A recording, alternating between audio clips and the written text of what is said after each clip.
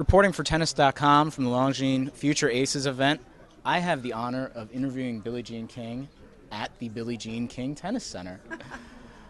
Now, as somebody who benefited so much from youth tennis growing up, what does it mean to you seeing that there's an event which rewards 10, 11, 12-year-olds with the potential to go to the French Open and play on Roland Garros? I know, it's unbelievable. And what Longines is doing, though, it's combining our sport of tennis with also to be philanthropic, and that's important to teach these young people, these young girls and boys. Every other year they have boys or girls, and to really let them know that they have to give back. How can they give back as well? It's not just a tennis experience. It's how can I influence myself and others as I grow older to give back? And you can give back at any age.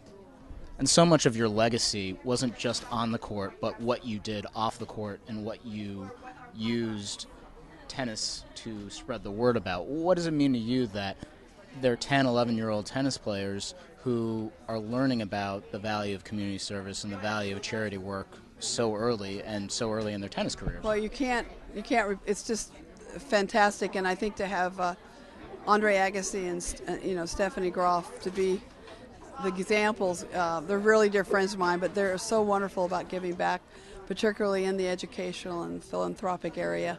And to see these young people here following in their footsteps is remarkable. And I think if you can learn about it at a young age, it's much more impressionable and will stick with them in a much more important way. And then also as they evolve as human beings over their lives, will find different ways to give back, or maybe they'll just choose one thing to concentrate on. But it's amazing how you never know how another person's going to touch your life or an experience is, or how you're going to touch theirs. So these kids are awake, which is important, not to be asleep through life.